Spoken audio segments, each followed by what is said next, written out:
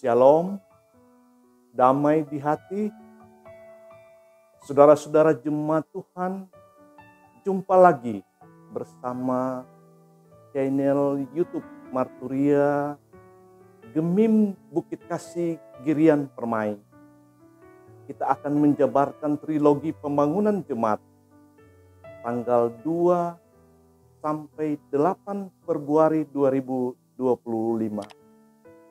Dengan bahan bacaan dari kitab Perjanjian Lama, Yesaya pasal 28 ayat 23 sampai ayat yang ke-29. Dan tema mingguan, Tuhan itu ajaib dalam keputusan dan agung dalam kebijaksanaan. Namun sebelumnya, mari kita berdoa. Kepadamu ya Tuhan, kami mengagungkan Engkau. Pada saat ini kami akan membaca, merenungkan, melafalkan akan berita firman-Mu. Untuk itu ya Tuhan, kami mohon kiranya Engkau mengurapi hamba-Mu. Teristimewa Tuhan, mengurapi seluruh pemirsa jemaat Tuhan yang menyaksikan, mendengarkan akan sabda-Mu. Berfirmanlah Engkau ya Tuhan, kami sedia untuk mendengarnya. Di dalam nama Tuhan kami Yesus Kristus, firman yang telah menjadi manusia. Haleluya, amin. Pembacaan firman Tuhan pada saat ini kita akan membaca dalam kitab Kudus Perjanjian Lama, Yesaya pasal 28 ayatnya yang ke-25, ayat yang ke-23 sampai ayat yang ke-29. Yesaya pasal 28 ayat 23 sampai ayat yang ke-29 dengan perikop kebijaksanaan Tuhan. Pasanglah telinga dan dengarkanlah suaraku. Perhatikanlah dan dengarkanlah perkataanku. Setiap harikah orang membajak, mencangkul dan menyisir tanahnya untuk menabur? Bukankah setelah meratakan tanahnya, ia menyerahkan jintan hitam dan menebarkan jintan putih, menaruh gandum, jawa, ut, dan jelai kehitam-hitaman, dan sekoi di pinggirnya? Mengenai adat kebiasaan ia telah diajari, diberi petunjuk oleh Allahnya. Sebab jintan hitam tidak diirik dengan eretan pengirik, dan roda gerobak tidak dipakai untuk menggiling jintan putih. Tetapi jintan hitam diirik dengan memukul-mukulnya dengan gala, dan jintan putih dengan tongkat. Apakah orang waktu mengirik memukul gandum sampai hancur? Sungguh tidak. Orang tidak terus-menerus memukulnya sampai hancur. Dan sekalipun orang menjalankan di atas gandum itu, jentera gerobak dengan kudanya, namun orang tidak akan menggilingnya sampai hancur. Dan ini pun datanya dari Tuhan semesta alam. Ia ajaib dalam keputusan dan agung dalam kebijaksanaan. Jemaat Tuhan, kita akan menjabarkan trilogi pembangunan jemaat dengan tema bulanan terang Yesus Kristus menerangi era digital. Gereja yang mengajar dan menggembalakan. Tema mingguan, Tuhan itu ajaib dalam keputusan dan agung dalam kebijaksanaan. Yesaya 28 ayat 23 sampai ayat yang ke-29. Alasan pemilihan tema sebagai pembahasan teks Alkitab. Nama Yesaya dalam bahasa Ibrani Yeshayahu, artinya Yahweh adalah keselamatan. Nabi Yesaya bin Amos bernubuat bahwa pada masa pemerintahan Raja Uzia, Yotam, Ahaz, dan Hizkia pada abad ke-8 sebelum Masehi. Para ahli perjanjian lama membagi kitab Yesaya ke dalam 3 bagian. Pasal 1 sampai pasal yang ke-39. Pasal 40 sampai pasal yang ke-55. Dan pasal 55 sampai pasal yang ke-66. Pasal 1 sampai pasal 39 atau proto Yesaya. Yesaya pertama berasal dari abad ke-8 sebelum Masehi. Pada masa krisis pre-eksilik sebelum pembuangan di Yerusalem. Teks ini menyangkut pengakuan tentang komitmen Yahweh kepada umat bahwa penghukuman bukanlah kata akhir, tetapi Yahweh akan membawa shalom bagi mereka. Teks Yesaya 28 ayat 23 sampai ayat yang ke-29 menjelaskan tentang bagaimana seorang petani mempersiapkan tanahnya untuk ditanam dan bagaimana ia mengolah hasil panennya. Setelah pengantar dalam ayat 23 yang menegaskan perintah kepada seluruh Israel untuk mendengar baik-baik, memperhatikan, mengerti, dan melakukan apa yang didengar, sang nabi menjelaskan tentang pekerjaan sang petani. Ia tidak mengerjakan tanahnya setiap hari, hanya pada waktu tertentu, yaitu pada musim menanam. Lahan disiapkan dengan cara membajak, mencangkul, dan menyisir tanah. Proses ini dilakukan untuk membersihkan lahan dari sisa panen musim tanam yang lalu. Kayu, ranting, dan batu. Kemudian beden dibuat dan tanah dilobangi untuk menjadi tempat bibit tanam. Semua proses tersebut membuat lahan siap ditanami. Pekerjaan ini membutuhkan hikmat, sebab petani harus menentukan waktu untuk mulai bekerja dan bagaimana urutan pekerjaan yang akan dilakukan hingga tanah siap ditanami. Ia juga harus mengetahui apa yang akan ditanam, sehingga ia mempersiapkan tanah tersebut sesuai dengan jenis bibit yang akan ditanam. Setelah itu ia akan menanami tanahnya.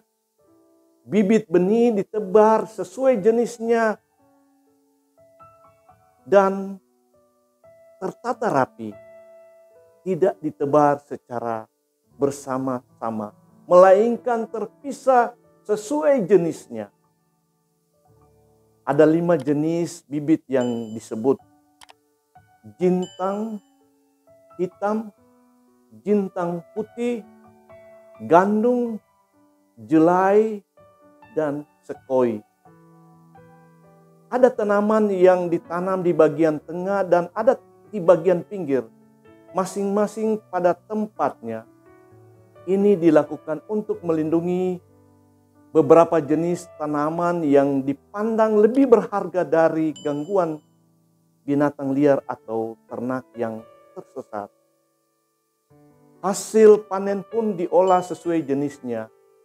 Jintan hitam ditebar dengan gala, jintan putih dengan tongkat, gandum tidak diirik sampai hancur dengan eretan pengirik ataupun jentera gerobak dengan kudanya. Sebab tujuannya bukan untuk menghancurkan, melainkan supaya mendapatkan hasil panen yang baik.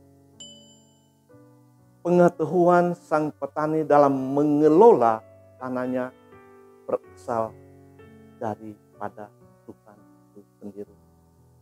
Ia begitu bijaksana dalam mengatur pekerjaannya, karena telah diajari oleh Tuhannya. Sumber hikmat sang petani adalah Tuhan sendiri. Tuhan adalah guru hikmat yang mengajar dan memberi petunjuk. Hal yang diajarkan dan dilatih oleh Tuhan adalah cara yang tepat. Kata yang digunakan adalah lam mispat, dari kata mispat, artinya peraturan, keadilan. Tuhan sumber hikmat atau guru hikmat itu telah mengajari keadilan, kebenaran, dan hikmat kepada umatnya. Kepada Tuhan itulah pujian dalam ayat 29 diberikan. Ia ajaib dalam keputusan dan agung dalam kebijaksanaan. Sebab jika sang petani saja dapat sedemikian bijaksana dalam bekerja, bayangkan bagaimana bijaksananya Tuhan. Sumber hikmat itu sendiri yang mengaruniakan hikmat kepada si petani. Tuhan ajaib dan agung dalam keputusannya dan tindakannya kepada umatnya, termasuk dalam tindakan untuk menghukum umatnya yang bebal dan tidak mau hidup sesuai dengan kehendak firman-Nya.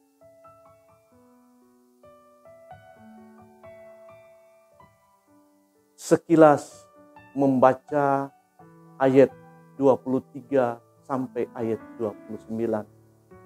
Sepertinya tidak memiliki hubungan dengan ayat 1 sampai ayat yang ke-22. Sebab memiliki nada yang berbeda. Ayat 1 sampai ayat yang ke-22 berbicara tentang nubuat penghukuman bagi umat. Sedangkan ayat 23 sampai ayat 29 merupakan perumpamaan tentang bagaimana seorang petani mengelola tanahnya. Namun jika kita memahami teks ini dalam konteks Nabi Yesaya, maka dapat dikatakan bahwa teks ini berbicara tentang bagaimana perlakuan Tuhan kepada umatnya.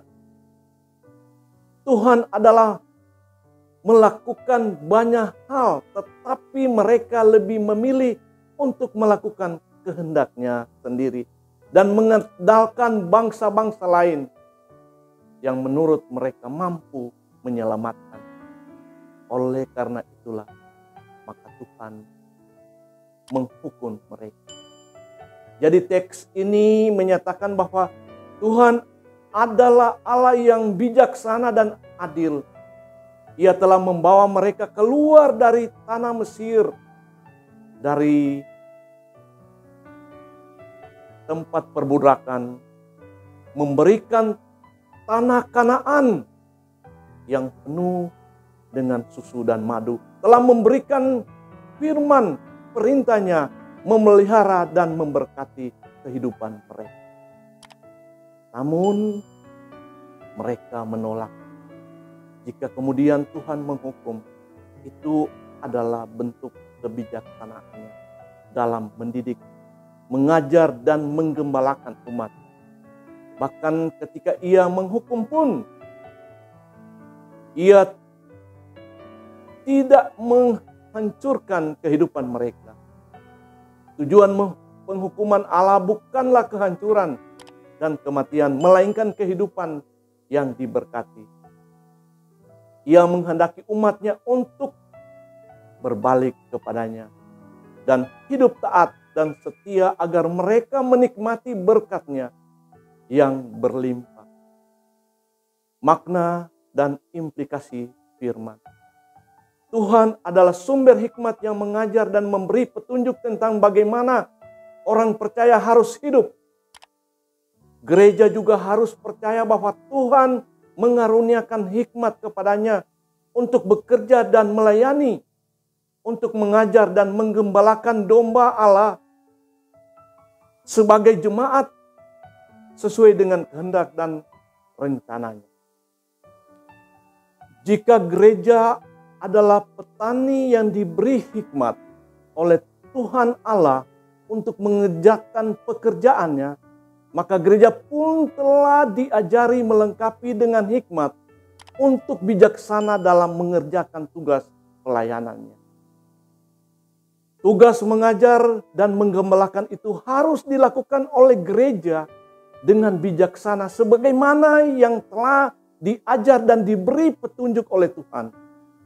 Sehingga gereja melayani, mengajar, dan menggembalakan sesuai konteks kehidupan warganya. Baik konteks sosial, pendidikan, ekonomi, politik, dan sebagainya. Gereja harus menciptakan dan menggunakan metode-metode yang kreatif untuk menolong warganya bertobat, berbalik ke arah yang lebih baik, bertumbuh dalam iman dan menjadi bijaksana. Tujuan pelayanan, pengajaran, dan penggembalaan yang dilaksanakan oleh gereja bukan untuk menghancurkan, menghakimi, dan mengusir, tetapi untuk menjangkau, merangkul, membentuk, menciptakan, dan memelihara kehidupan yang berkenan di hadapan Tuhan.